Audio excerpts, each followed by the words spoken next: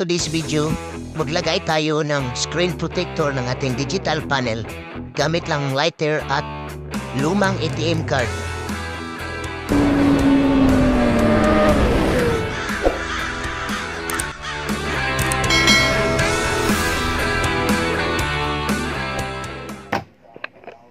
Ito pala yung in-order natin online mga kawaki na gauge panel protector. Isang set na siya. Meron na din siyang kasamang mga wipes tulad ng sa tempered glass sa cellphone. Dalawa yan, malamang wet and dry yan. May free pa siyang screen protector. Ito pala napili natin kulay multicolor. Tignan natin mamaya kung makulay ba pag on ang digital panel ng battery natin.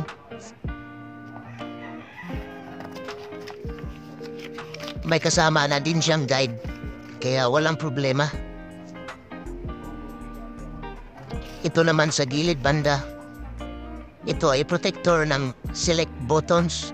Iwas moist na din. Carbon loading din siya. Dumating din ng shop cover natin.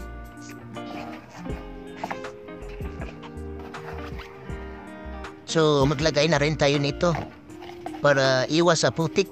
Tag-ulan na kasi.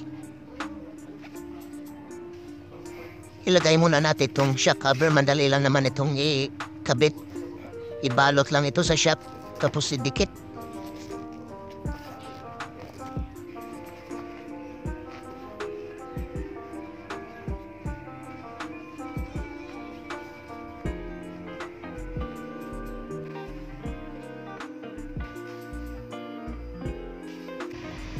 So ayan, tapos na.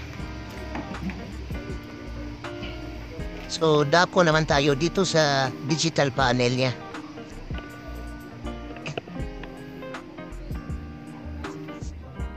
Punasan natin ulit, make sure na walang alkabok sa panel kasi isa yan sa nagkukos ng bubbles.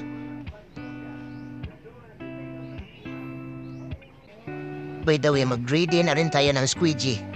Pero kung wala bang squeegee, gumamit ka na lang ng lumang ATM card. Balutin lang ng microfiber cloth. Tulad ito. Gagamitin natin yan panghagod mamaya. Okay, first step. Punas ulit. Unahin natin itong number 1. Ito kasi yung wet o basa.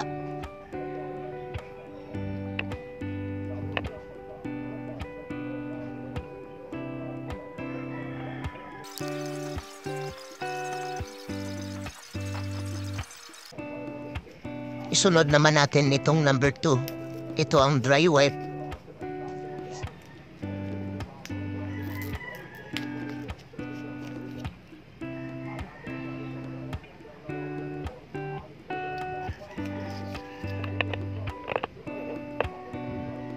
Punasan na natin ng mabuti hanggang matuyo yung unang pinagpunasan natin sa basa yung number 1.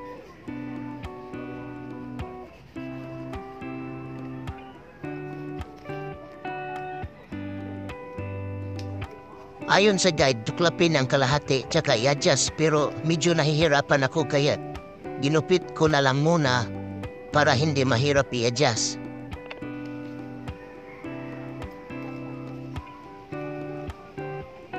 Mag-ingat sa paggamit ng gunting.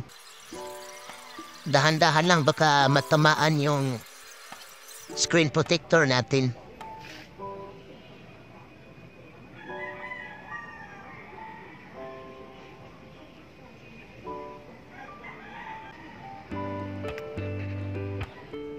Pagdikit ng kalahati, gamitan na natin ng squeegee.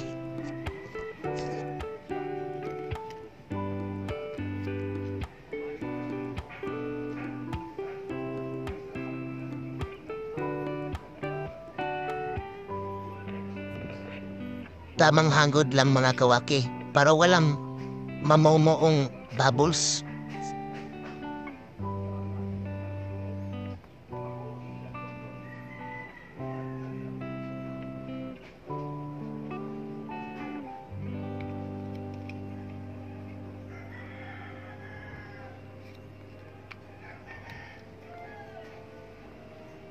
Make sure talaga na walang bubbles na maiwan.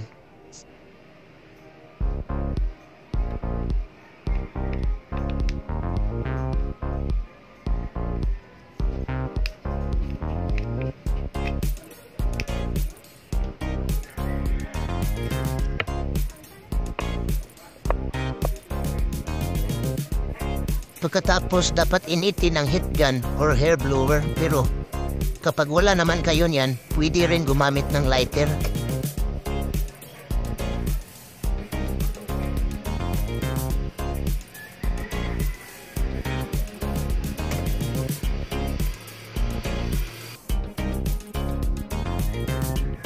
Iset niyo lang apoy sa medyo malakas tulad nito. Dampi-dampi lang, huwag masyado ibabad baka masunog. Tapos sabay hagod ng squeegee.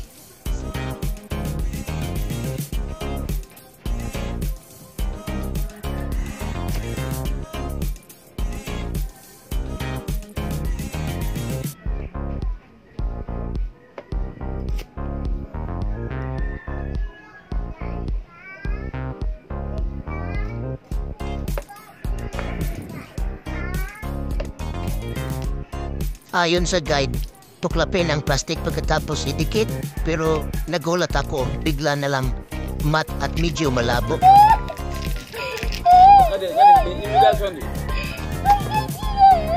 Kahit iun natin medyo malabo na, pero continue pa rin tayo. Follow lang tayo sa guide.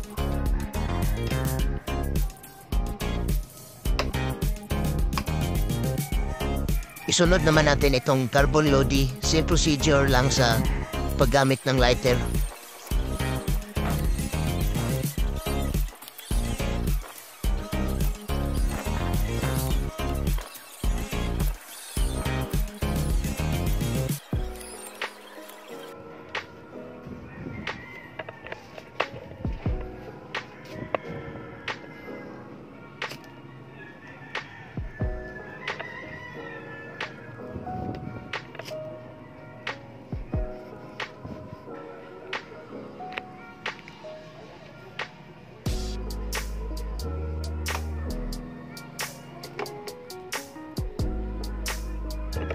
Since malabo siya at medyo hindi ko gusto yung matte, try nating lagyan ng screen protector itong free niya.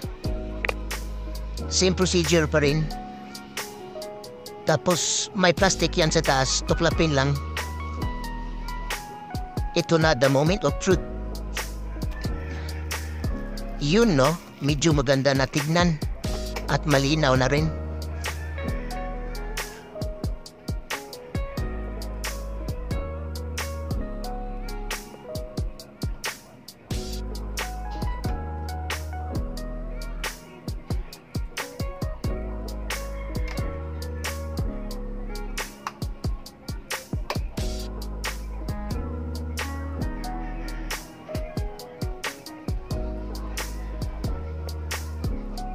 Ganito naman ang itsura niya paggabi, mga kawaki.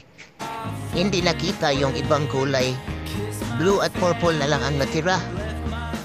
Pero para sa akin, ayos naman, maganda sa mata.